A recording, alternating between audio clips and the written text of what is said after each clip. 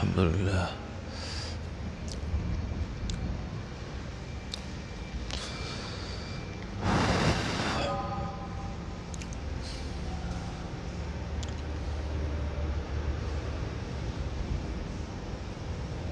په مونځ کې راته وسوسه راځي، د دې څه علاج راته وښایه. توجه برابرومه خو بیا هم راته وسوسه راځي په مانځه کې. ګوره په دنیا کې چېرته داسې کتاب اوسه پورې نشته چې په هغې کې دا لیکلي چې کم سړي ته شک او وسوسه راځي نو د به مونځ نه کېږي او اودس پې نه کېږي، داسې نشته چېرته. دا قرآن مجید عظیم کتاب دی، دې نه بل چوت کتاب نشته. احادیث مبارکه د پیغمبر صلی الله علیه وسلم وحی د الله علم دی. صحیح ده؟ نه په قرآن کې شته، نه په حدیث کې شته، نه په دې 1400 کاله کې چې کم کتابونه خلکو لیکلي، نه په هغې کې شته چې په وسوسې سره یا په شک سره په دې سره غسل او دس یا مونځ د چا خرابېږي. یعنې ما ته یې څوک وښایي نو ولې ځان دې په ششو پنج کې اچولی دی؟ دا خو یوه خبره، په دې مطمئن اوسه.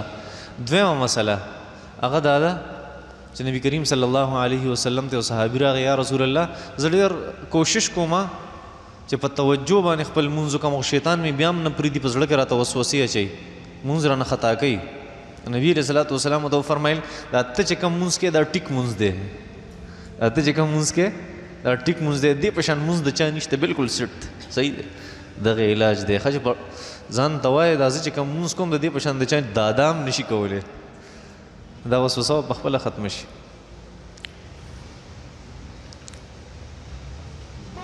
د اذان د جواب ورکولو څه فضیلت دی؟ ګوره نبی کریم صلی الله علیه وسلم فرمایل کله چې مؤذن اذان کوي نو د هغې جواب ورکول دا واجب دی، او د اذان په وخت کې خاموشي دا ضروري ده، واجب ده. د سړی به خاموشي اختیاري د اذان په وخت کې، ځکه دا بلاوه د الله جل شانه طرف ته ده. او حضور اقدس صلی الله علیه وسلم فرمایل، مسلم شریف کی روایت ته چې کله مؤذن وایي چې الله اکبر الله اکبر او اشهد ان لا اله الا الله اشهد ان محمد رسول الله، او یو پتاسو کې یو کس صحابو ته وي پتاسو کې یو کس ته دغه مؤذن په شان الفاظ وایي، خو په حي علی الصلاة و حي علی الفلاح کې سوي لا حول ولا قوة الا بالله، دا چې وایي دی د زړه نه وایي الله جل شانو دی جنت ته داخلوي چې دی دا جواب ورکړي. ایو روایت کې راځي، غم مسلم شریف کی روایت ته حضرت عبداللہ ابن عمر ابن العاص رضی اللہ تعالیٰ عنہ روایت ته، دا مخکینی روایت ته حضرت عمر رضی اللہ تعالیٰ عنہ، دا عمر ابن العاص رضی اللہ تعالیٰ عنہ هغه فرمایي چې نبی کریم صلی الله علیه وسلم فرمایل کله چې اذان کیږي نو تاسو د مؤذن په شان الفاظ وایه، مؤذن چې سوی اقشان دوهراوي وسره، او بیا چې اذان ختم شي نو په ما باندې درود شریف وایه او زما د پاره د الله نه وسیله غواړئ. او بیا نبی علیہ السلام فرمایل چې دا وسیله یو مقام او مرتبه ده په جنت کې، او دا به الله په خپلو بندګانو کې یو بنده ته ورکوي، او زما په خیال چې هغه زه یم هغه بنده. نبی علیہ السلام فرمایل نو چا چې زما دپاره وسیله وغوښته نو د قیامت په ورځ د هغه دپاره زما سفارش هغه ثابت شو، او چا چې په ما درود وي الله جل شانو هغه باندې لس رحمتونه نازله. صحیح ده؟ دا یې فضیلت و. تلاوت نه بس قرآن ښکلول څنګه دي؟ مستحب دي. ویستحب تقبیل القرآن، امام سیوطي رحمت الله علیه په الاتقان کې لیکلي دي چې قرآن مجید ښکلول دا مستحب دي. امام شامی رحمت الله علیه په رد المحتار کې او دغه خبره الموسوعة الفقهیه کې فقهای کرامو هغې ذکر کړي دي چې یاره دا قرآن مجید ښکلول دا د صحابه کرامو عملو، او صحابه کرامو به داسې کول. او حضرت عمر رضی الله تعالی عنہ به قرآن مجید چوت کړو تلاوت نه پس او ښکل به کو او سترګو پورې به ونیو او ښکل به کو او سینه پسې به ونیو، او بیا به فرمایل چې منشور ربي هذا، دا زما د رب قانون دی. او دغه به حضرت اکرمه رضی الله تعالی عنهم کول، نو دا مستحب دی. ښه یو عرب نه هغه چېرته په یوه ورځ په فیسبوک باندې چا سوال کړو چې قرآن ښکلول څنګه دي. نو یو عرب عالم پې ولیدو چې دا بدعت دی بدعت. د ما ورته سره د حوالو لیکل ما یې دا واله صحابه کرامو نه ثابت دي فقها کرامو داسې ویلي پلان کې پلان کې پلان کې پلان کې ټولې حوالې چې مو ورکړې اخره کې ما ته یاره ما معاف که ما نه غلطي وشوه چې ما داسې خبره وکړه. په قرآن مجید کې یو لفظ راځي سکینه. سکینه څه مطلب دی؟ سکینه رحمت ته وایي. انزل الله سکینته. سکینه څه مطلب؟ رحمت.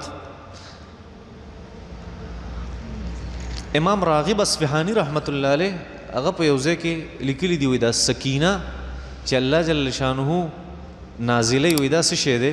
وایي دا یو فرشته ده دا د هغې نوم دی او دا هغې انسان په زړه کې الله جل شانه نازلی چې کم انسان دپاره الله جل شانه وغواړي چې دی د زه مطمئنه کم هغې انسان په زړه دا فرشته نازلیږي. ښه د هغې نوم سکینه ده. امام راغب اصفهانی رحمت الله علیه ذکر کړي. نور سکینه رحمت ته وایي.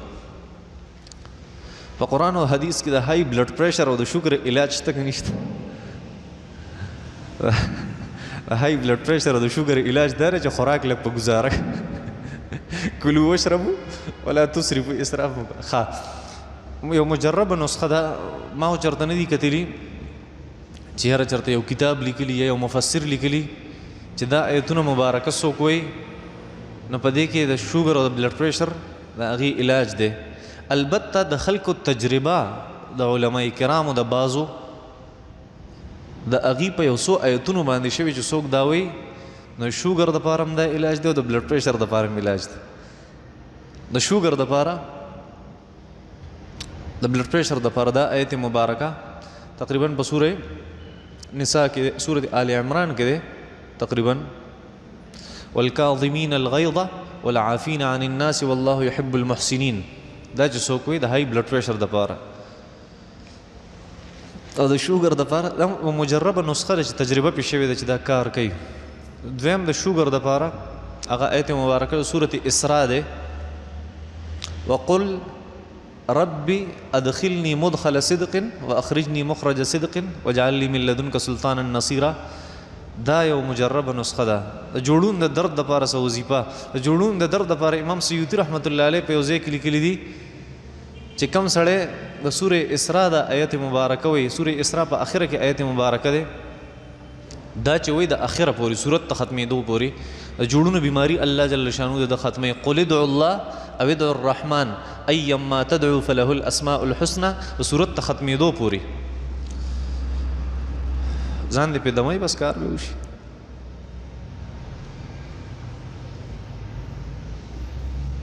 د طلاق نه پس یو جنۍ خپل کور ته راله خپل زیورات ورسره په یو جوړه کې راله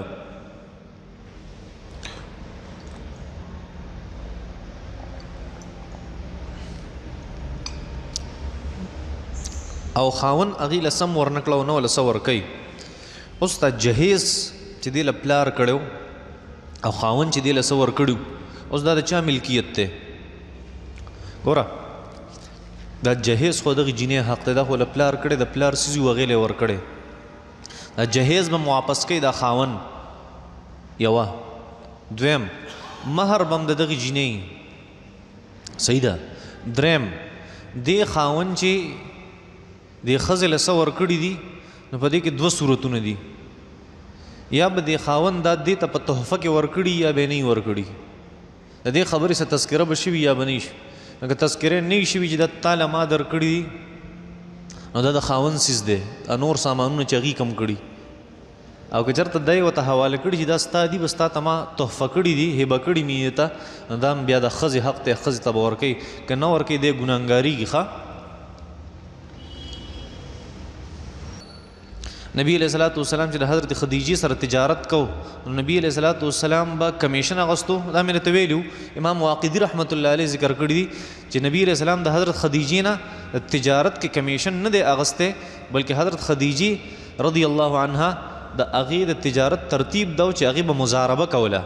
مزاربه دا مطلب چې پیسې به ورکړي چې په دې تجارت وکړه محنت پستای او دا پیسې به زمای یا محنت پستای او دا مال دا ټول به زما له طرفي چې څه دې وګټل نو دونه پرسنټیج به زما ستا مقرري 30% تاله او نور 70% مال راکوه. او حضرت خدیجه رضی الله تعالی عنها بارک راځي چې د تمامو هغه کسانو سره چې هغه به سره مزاربه کوله هغې له به که یو حصه په مزاربه کې ورکول نبی علیہ السلام له به 2 حصې په مزاربه کې ورکول. نو دا د مزاربې صورت خو د جمعات تپاره د عیسایانو نه چنده اغستل جایز دي که نه؟ ګوره هغه پیسې چې هغه د لیټرینونو په صفایۍ باندې او د واشرومونو د صفایۍ نه حاصلې شوي دي نو هغه په جومات کې لګول مکروه دي. پوهېږې په دې باندې؟ او د جومات هغه څیز چې د جومات نه بار دی نو د هغې دپاره که د چنده واغستلی شي نو بالکل درست ده. لکه فرض که د جومات واشرومونه جوړېږي او د هغې عیسایانو هغه پیسې په هغې واشرومونو کې ولګې درسته ده. د جومات لاره جوړېږي او د هغې دپاره هغه پیسې ولګې درسته ده. په جومات کې دننه دغه پیسې لګول مکروه دي. یوه دا خبره. دویمه خبره دا ده چې په هغې صورت کې د غیر مسلمه نه چنده اغستل جایز دي چې کله هغې په تا دپاسه کېږي نه او که د چندې د وجې بیا ته ورته جی کې او کینې ورته په پښپو کې ورته کینې او مسلمان نو بیا بالکل ناروا دي نشي اغستی. څوک چې وفات شي هغه دپاره خیرات کول څنګه دي او خیرات صحیح وخت سره دا مې درته ویلو. خیرات په هر وخت کې درست دی که په ړومبۍ ورځ که په دویمه که په دریمه او احادیثو مبارکو کې چې څه راځي که نه څوک د سور خوږي او پلانکې تاسو په هغې احادیثو مبارکو باندې نه پوهېږئ ښه پوهېږي یا نیمګړي احادیث وایې او نیمګړي احادیث پیش کوي. نور خیرات په هر وخت دی. البته دا طریقه غلطه ده چې جمعې په شپه پکې ثواب دی او نور ثواب نشته دې ته بدعت وایي. په څلوېښتمه پکې ثواب دی نور پکې نشته دې ته بدعت وایي. په دریمه پکې ثواب دی نور پکې نشته دې ته څه وایي؟ بدعت وایي. نور که په دریمه کې په څلوېښتمه او که جمعې په شپه او که د جمعې په ورځ دې کې هېڅ قباحت نشته. خو که ته وایې چې په دې ثواب دی او په نور نشته دې ته بدعت وایي. بیا پې ګناهګارېږي. واشروم ته تلم او دعا رانه ایره شوه نو ماله څه کول پکارو؟ بیا دعا په زړه کې ووایه په خوله به نه وی. د عکاظ د نوم څه معنی ده؟ عکاظ عین کاف الف کا او ضا عکاظ د دې څه معنی ده او دا څه ته وایي او داسې نوم ږدل څنګه دي؟ معنی خو ما ته پته نشته چې د عکاظ څه معنی ده. البته دا عکاظ دا په زمانه د جاهلیت کې عربیانو چې په کمو بازارونو کې اغستل خرڅول کول 3 بازارونه و داغي.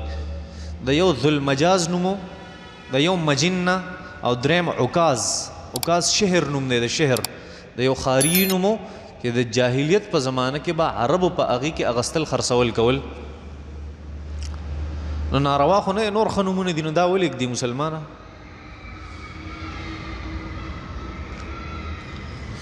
د روټۍ خوراک نه پس ګوتې سټل جایز دي که جایز نه؟ سنت دي مسلمانه.